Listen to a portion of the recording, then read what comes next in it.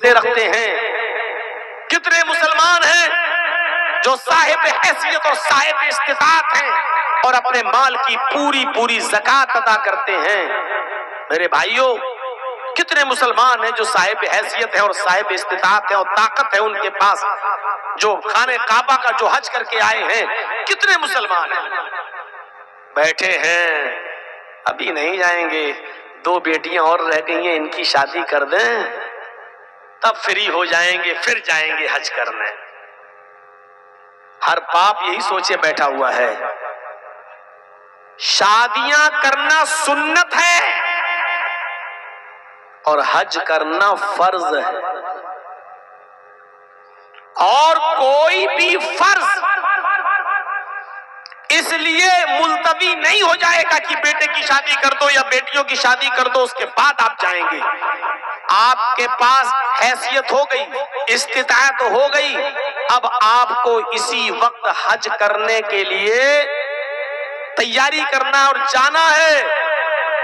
اور یاد رکھنا، اگر بیٹے اور بیٹیوں کی شادی کے انتظار میں رک گئے کہ 2 بیٹیاں ان کی شادی کر کے جاؤں گا، اور ان کی شادیوں سے پہلے اگر آپ کا انتقال ہو گیا تو آپ کی موت کس حال میں ہو رہی ہے آپ کو یہ پتا ہے؟ اللہ کے نبی صلی اللہ علیہ وسلم فرماتے ہیں مات علی المجوسیہ، یہ آدمی آگ کا پجاری بن کر مرے گا، آتش پرست بن کر مرے گا، مجوسیت کی موت پر اس کی روح نکلے گی۔ مات علی المجوسیہ، یہ شخص مجوسیت کی موت پر مرے گا۔ استطاعت ہے آپ کے پاس، کیوں نہیں جا رہے حج کرنے؟ سب بیٹیوں کی شادی کرنا تب جائیں گے۔ بیٹیوں کی شادی کرو گے ٹھیک ہے، بیٹیوں کی شادی ہو جائے گی، حج کر کے آؤ تب ہو جائے گی۔ اب ہمارے ذہن میں کیا ہے؟ بیٹیوں کی شادی میں لاکھوں روپیہ خرچ ہوگا۔ یہ جو چیز آئی ہے ہمارے ذہن میں، میرے بھائیوں، یہی فضول خرچی نے آج ہمیں فرض عبادتوں سے روک دیا ہے۔ کس نے کہا ہے کہ بارات آپ اپنے گھر پہ بلائیے؟ اور کس نے کہا ہے کہ آپ 100 150 200 250 300 آدمیوں کی بارات لے کے جائیے؟ کس نے کہا آپ سے؟ یہ اتنے علماء بیٹھے ہیں اسٹیج پر، اور میں 25 سال سے تقریباً اس ایریے میں کٹیہار، بہار، پورنیہ، ارریا اور یہ سب علاقہ میں 25 سال سے دوڑ رہا ہوں، تقریریں کر رہا ہوں، اور بار بار ہر اسٹیج پر ہماری باتوں میں یہ ساری باتیں آتی ہیں۔ آج تک تو کوئی عالم ہمیں بتا نہیں سکا کہ بارات کا ثبوت فلاں فلاں حدیث میں موجود ہے۔ کہاں لکھا ہے کہ لڑکی والا بھی باراتیوں کو اچھا سے اچھا کھانا کھلائے اور اچھے سے اچھا پلائے اور اچھے سے اچھا ان کی مہمان نوازی کرے؟ کون سی حدیث میں لکھا ہے؟ کون سا اسلام کہتا ہے؟ اگر کوئی آپ کو یہ کہے کہ میں اپنے لڑکے کی بارات لے کر آپ کے گھر آ رہا ہوں، آپ کہیے آئیے۔ اگر کوئی کہتا ہے کہ 300 آدمی آئیں گے صاحب، آپ کہیے 300 نہیں 400 لائیے۔ آپ بیٹی والے ہو، میں آپ کو جو تجربہ جو بات بتلا رہا ہوں اس کو گانٹھ باندھ لو۔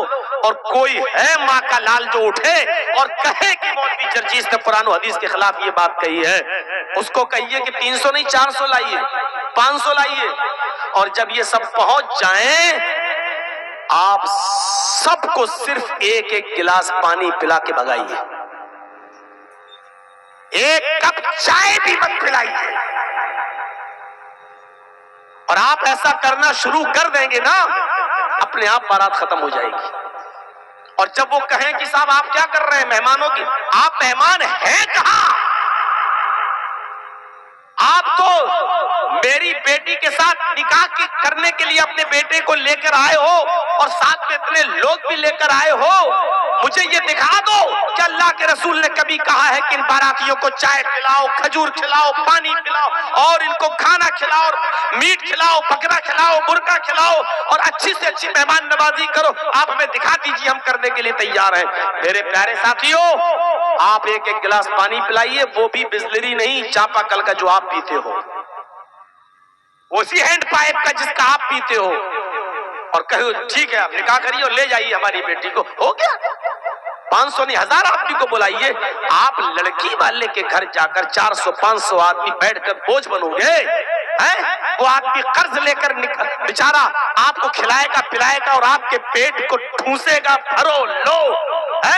उस आदमी के ऊपर आप मुसीबत बनेंगे जो अपनी बेटी भी आपको दे रहा है। हम आप गौर करें कि कितने % मुसलमान हैं। हमारा दिल अंदर से गवाही देगा। खोलिए अपने करीबान के बटन और दिल से पूछिए हम मुसलमान हैं। जब आपका दिल कह दे कि हाँ, तो उससे पूछिए हम कितने % मुसलमान हैं। आपका दिल अंदर से गवाही देगा। बहुत बड़ा काम कर रहे हैं आप माशाअल्लाह। एक मस्जिद की तामीर, एक मस्जिद की तौसीह, बढ़ चढ़ के हिस्सा लिया है। लेकिन याद रखिए मस्जिद तो बन जाएगी, आप थोड़ी बनाएंगे। जिसके नाम पर बन रही है, अल्लाह का घर है, वो इंतजाम कर देगा। आपको मस्जिद बनाने की फिक्र होनी चाहिए, लेकिन उससे ज्यादा फिक्र ये होनी चाहिए कि मस्जिद तो आलीशान बन जाएगी, मस्जिद में तो एसी लग जाएगा, लेकिन इस मस्जिद में नमाज पढ़ने वालों की मिकदार कितनी रहेगी, इस बात की फिक्र होनी चाहिए। अभी जर्जीज साहब का जलसा खत्म हो जाएगा 1:30 बजे के आसपास। तो मेरे भाइयों, अब आप अपनी जिस मस्जिद में नमाज पढ़ते हो, फजर में देखिएगा इस जलसे के बाद आपकी मस्जिद कितनी भरती है। आज उठिएगा, मस्जिद में जाइएगा और मुशाहिदा करिएगा कि फजर के अंदर इस मस्जिद में कितने नमाजी आ रहे हैं। आपकी मस्जिद में आने वाले नमाजी ये बता देंगे कि आज का 24 फरवरी का ये जलसा जो आपके बबुला बोना में हो रहा है, ये कितने % कामयाब हुआ और कितना नाकाम हुआ। सुबह में फजर की नमाज में मस्जिद बता देगी कि आपका जलसा कितना कामयाब हुआ और कितना नाकाम हुआ। सुबह फजर की नमाज पढ़ने जाओ तो मस्जिद से सवाल कर लेना, अरे मस्जिद बताओ आज की रात का जलसा कितना कामयाब हुआ। मस्जिद के नमाजी आपको बता देंगे कि कितना कामयाब हुआ। मस्जिद तो बना ली शब भर में ईमान की हरारत वालों ने, मन अपना पुराना पापी रहा, बरसों में नमाजी बन न सके। कोई पूछने की जरूरत नहीं, मस्जिदों से सवाल करिए कि मस्जिद बता कितना जलसा कामयाब हुआ। मस्जिद बता देगी कामयाब नहीं हुआ। आधी रात 1 बजे 1:30 बजे 2 बजे जलसा खत्म कर दिया, जो लोग पढ़ते भी थे वो भी नहीं आए, नींद में सो गए हैं। आपकी मस्जिदें बता दें ये जलसा फर्ज नहीं है, नमाज फर्ज है। जलसा आप नहीं भी कराते तो गुनाहगार नहीं होते, लेकिन फजर की नमाज में अगर आप मस्जिद में नहीं जा रहे हैं तो गुनाहगार हो रहे हैं। या अय्युहल्लज़ीना आमनू उदखुलू फिस्सिल्मि काफ़्फ़ा, ईमानो वालो तुम इस्लाम के अंदर पूरे के पूरे दाखिल हो जाओ। आइए चंद चीजें बताता हूँ, इन चीजों पर गौर करके अपने आप को टटोलिए और देखिए हम कितने % मुसलमान हैं। हजरत मुआज़ इब्न जबल फरमाते हैं कि अल्लाह के रसूल सल्लल्लाहु अलैहि वसल्लम ने मुझे 10 बातों की नसीहत फरमाई, 10 बातों की वसीयत फरमाई। इन 10 बातों पर मैं आज के प्रोग्राम में चल तो नहीं पाऊंगा, तर्जमा कर दूंगा, लेकिन कुछ चीजें मैं उठा रहा हूँ, सुनिए मेरे भाइयों। हजरत मुआज़ कहते हैं कि अल्लाह के रसूल सल्लल्लाहु अलैहि वसल्लम ने मुझे 10 बातों की वसीयत की। ये 10 चीजें हम गौर करेंगे और हर आदमी सोचे कि ये इस्लाम का हिस्सा है, ये कितनी चीजों पर हम अमल कर रहे हैं। पहली चीज, आए मास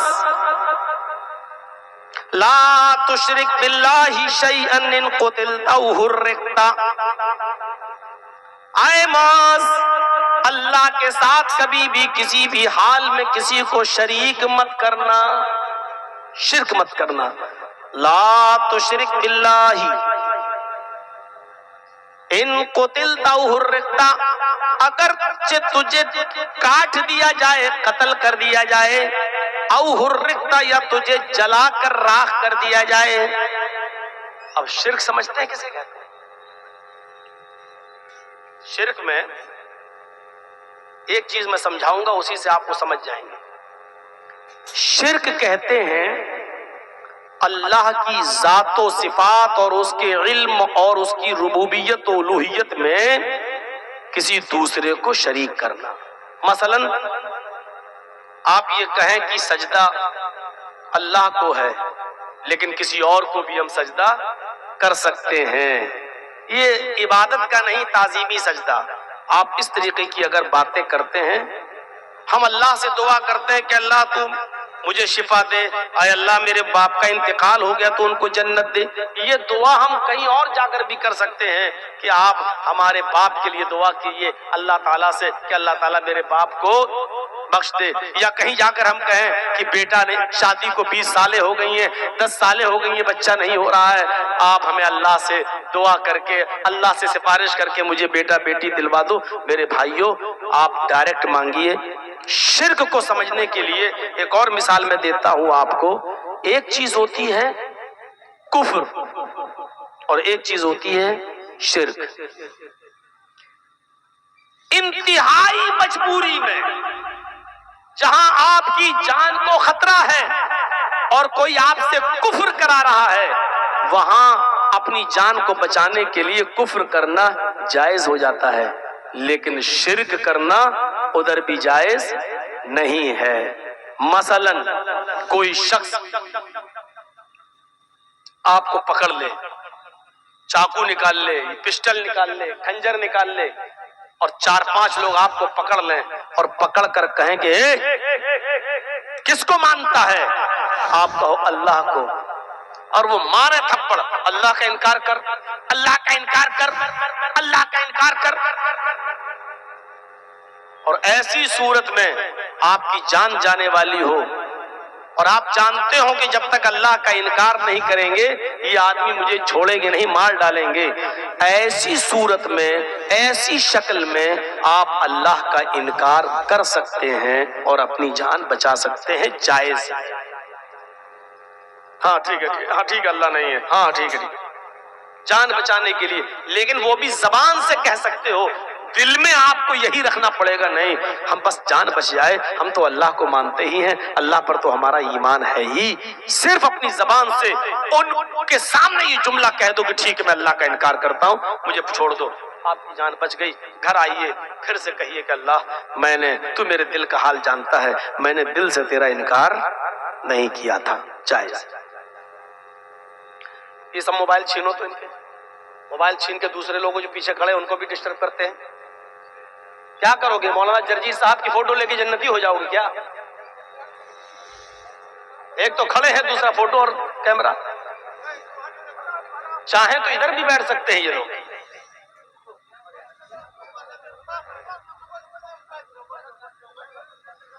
آپ تو جانتے ہیں کہ میرے نام پر جب بھیڑ ہو جاتی ہے تو اسی طریقے کا انتظام کریے۔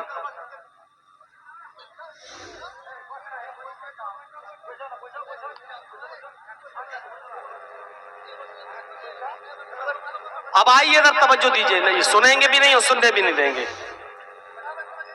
تو اللہ کا، ادھر دیکھیے، اللہ کا انکار کرنے سے جان بچ رہی ہے تو بچا لیجیے۔ اب آئیے دوسری مثال پر، شرک کیا ہوتا ہے؟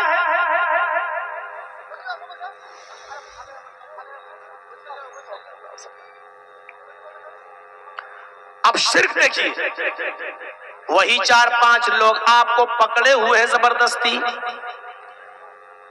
پکڑے ہوئے ہیں، آپ کو مار بھی رہے ہیں اور یہ کہہ رہے ہیں کہ تو مجھے سجدہ کر، میں سردار ہوں اس قوم کا، یا یہ میرے سردار ہیں میرے قوم کے، ان کو سجدہ کر، جب تک تو ان کو سجدہ نہیں کرے گا میں تجھے نہیں چھوڑوں گا۔ اب دیکھیے، جب تک تو مجھے یا میرے سردار کو سجدہ نہیں کرے گا میں نہیں چھوڑوں گا، قتل کر دوں گا، مار دوں گا۔ تو ایسے موقع پر اپنی جان بچانے کے لیے آپ اس کو یا اس کے سردار کو سجدہ نہیں کر سکتے ہو۔ یہاں جان جا رہی ہے تو جانے دو، لیکن آپ کسی غیر کے سامنے سجدہ نہیں کر سکتے ہو۔ سجدہ کر لیا تو شرک ہو گیا۔ اور یہاں اللہ نے کیا کہا؟ اللہ کے نبی نے لا تشرک باللہ، اللہ کے ساتھ کسی کو شریک مت کرنا۔ ان قتلتا او حرقتا، اگرچہ تجھے قتل کر دیا جائے یا جلا کر کوئلہ بنا دیا جائے، راکھ کر دیا جائے، اپنے جسم کو راکھ کروا لینا، لیکن کسی غیر کے سامنے سجدہ نہیں کرنا۔ اللہ کا انکار کر کے جان بچ رہی ہے تو بچا لینا۔ لیکن غیر اللہ کو سجدہ کر کے اگر جان بچ رہی ہے تو مت بچانا، اپنے آپ کو قتل کروا لینا، اپنے آپ کو مار اگر وہ ٹکڑے ٹکڑے کریں اور جلائیں تو جلوا لینا، لیکن اللہ کے علاوہ کسی غیر کے سامنے سجدہ نہ کرنا۔ یہی بات کہہ رہے ہیں اللہ کے نبی معاذ ابن جبل سے، آئے معاذ لا تشرک باللہ شیئا ان قتلت او حرقت، اے معاذ حالات کسی بھی طریقے کے ہوں، چاہے کتنے ناگفتہ ہوں، اور تم سے شرک کرایا جا رہا ہو تو کبھی بھی کسی بھی حال میں اللہ کے ساتھ کچھ بھی شرک شریک مت کرنا۔ ان قتلت او حرقت، اگرچہ قتل کر دیے جاؤ یا جلا دیے جاؤ، پہلی چیز۔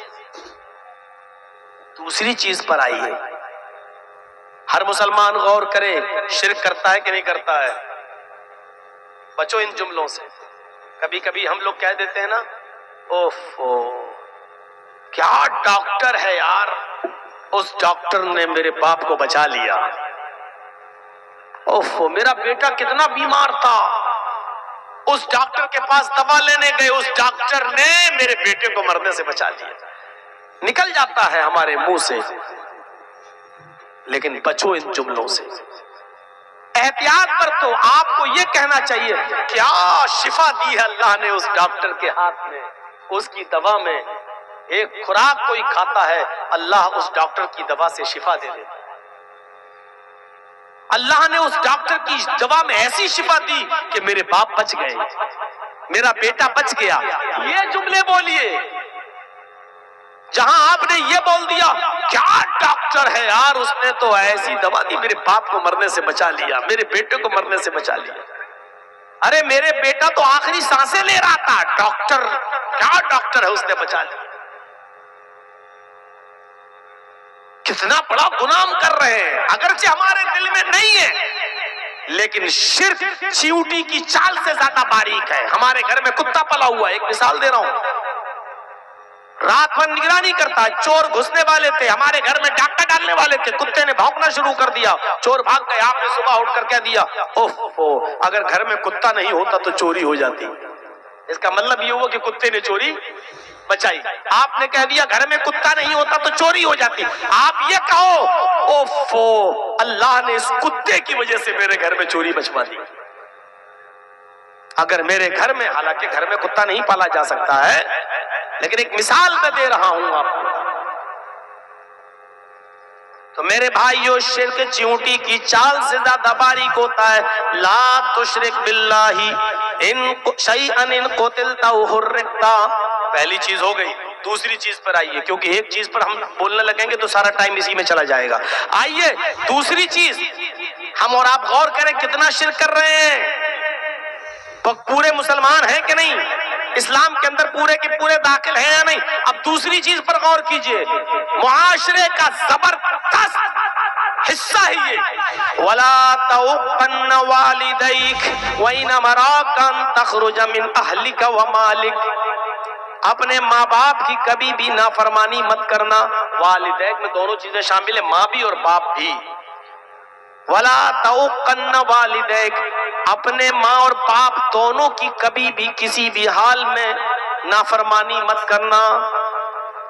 آگے والا جملہ سنو، تھوڑا سا برا لگے گا، اور جو لوگ اپنے ماں باپ سے ناراض ہیں ان کو تو حقیقت میں برا لگے گا۔ ہو سکتا ہے کہ جلسے سے اٹھ کے بھاگنے لگیں کہ مولوی میری ہمارے خلاف بول رہا ہے۔ وَلَا تَعُقَّنَّ وَالِدَيْكَ، اپنے ماں باپ کی کبھی نافرمانی مت کرنا۔ وَإِنْ أَمَرَاكَ أَن تَخْرُجَ مِنْ أَهْلِكَ وَمَالِكَ، اگرچہ وہ دونوں یعنی ماں اور باپ تمہیں حکم دیں اس بات کا کہ تم میرے گھر سے، اہل و عیال سے نکل جاؤ، مال و دولت چھوڑو، یہی رکھ دو جو تم نے کمایا، بھاگو یہاں سے، بھاگو یہاں سے۔ ان تخرج من اہلک و مالک، اگر وہ تمہیں تمہارے مال سے بے دخل کر دیں اور تمہارے اہل و عیال یعنی بیوی بچوں سے بھی بے دخل کر دیں تو تمہیں اپنے بیوی بچوں کو چھوڑنا پڑے گا اور اپنا کمایا ہوا مال بھی چھوڑنا پڑے گا، اس لیے کہ تو بھی اور تیرا کمایا ہوا مال بھی تیرا نہیں ہے، لے ابیک تیرے باپ کا ہے۔ اگر باپ نے تجھے پیدا نہیں کیا ہوتا تو کہاں سے کماتا؟ تو اللہ کے نبی صلی اللہ علیہ وسلم نے فرمایا انکا ومالک لابیک، تو بھی اور تیرا مال بھی تیرے باپ کے لیے ہے۔ اگر وہ کہے جا بیوی بچے چھوڑ بھاگ یہاں سے، میں تجھے نکال رہا ہوں اپنے گھر سے، تو بیوی بچوں کو چھوڑ کے بھاگ جاؤ، نکل جاؤ۔ وہ کہیں کہ سارا مال جو تم نے کمایا چھوڑو یہاں پر، رکھ دو یہاں، اور پھر تمہیں نکال دیں تو تمہیں اپنا مال بھی چھوڑنا پڑے گا۔ اپنا مال کیا چھوڑو گے اپنے باپ کو؟ باپ کی تو وراثت پہ تو پھل پھول رہے ہو، باپ کے مرنے کا انتظار کر رہے ہو کب مرے اور یہ حصہ ہمیں ملے۔ میرے بھائیوں، وہ اپنا مال باپ کے لیے کیا چھوڑ کر بھاگے گا؟ یہاں ماں باپ کا مقام و مرتبہ بتایا جا رہا ہے کہ کتنا اونچا ہے، کہ کبھی بھی کسی بھی حال میں ان کی نافرمانی نہیں کرنا ہے۔ حضرت ابراہیم علیہ السلام اپنے بیٹے اسماعیل سے ملنے گئے بہت دنوں کے بعد۔ وہ ملک شام میں تھے، جب ان سے ملنے کے لیے گئے دروازے کو کھٹکھٹایا، اسماعیل علیہ السلام کی بیوی نے دروازہ کھولا۔ اسماعیل کی بیوی نہیں جانتی تھی کہ یہ میرے شوہر کے باپ ہیں، یعنی میرے سسر ہیں، معلوم نہیں تھا ان کو۔ اور ابراہیم علیہ السلام یہ جانتے تھے جب یہ عورت نے دروازہ کھولا تو یہ میرے بیٹے کی بیوی ہی ہوگی۔ پوچھا